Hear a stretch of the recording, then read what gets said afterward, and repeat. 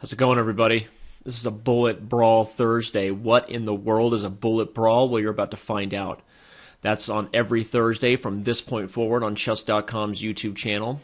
We will have bullet games for your viewing pleasure, which pretty much it can't get any more exciting than a bullet game as far as craziness happening on the chessboard, fireworks. And I've already hung a pawn in the center, but as you know, bullet games are as much about finding tactics in the key moments as they are about playing a perfect game of chess. Playing a position that you're comfortable with is sometimes more important than a position that's objectively good. This situation, his hyper-modern approach, is inherently risky because it leaves the king in the center a little bit longer than it wants to be, but the way it's developed, I'm not sure I've gotten all the pressure I would normally want. I'm going to sacrifice this h6 pawn to free up the h5 square for my knight, which leaves this bishop on h6 feeling slightly awkward, yeah? And now I'm going to develop quickly. He's going to offer a queen trade with queen e7 or queen d6, and I'm going to say nay.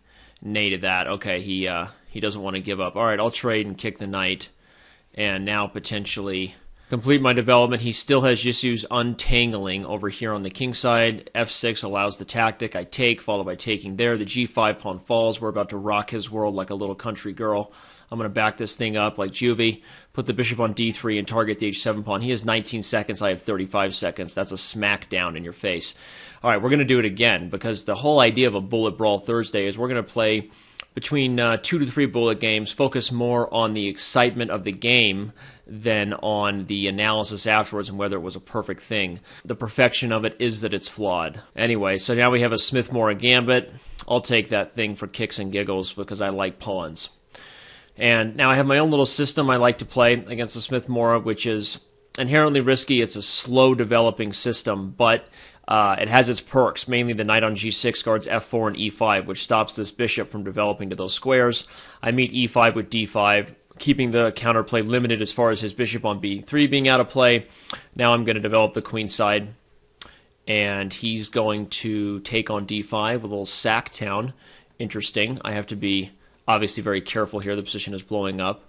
He has 42 seconds. Meanwhile, I have a 39 seconds. I'm going to castle. I need to defend the knight on c6. My bishop on e7 is defended by this knight, if you're wondering if he takes it, even though my queen and knight are sort of tangled up here. Ideally, I need to find a way to untangle and do so quickly, but it's not that simple. Not that simple at all.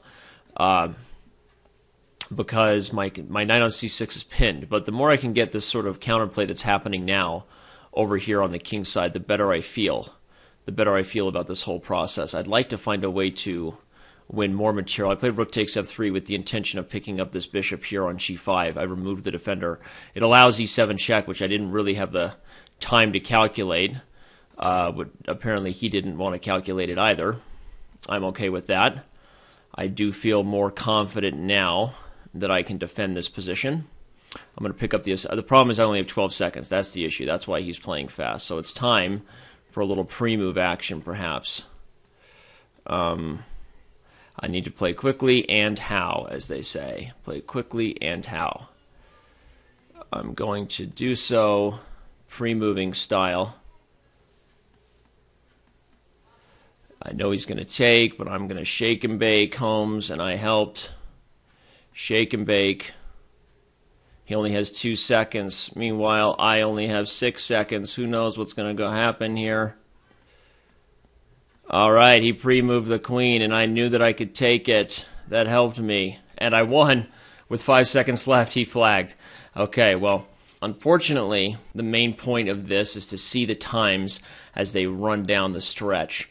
In this case, you are not able to see my opponent's time. However, for future bullet brawls, we need to do that. What I will say is that this was a lot of fun.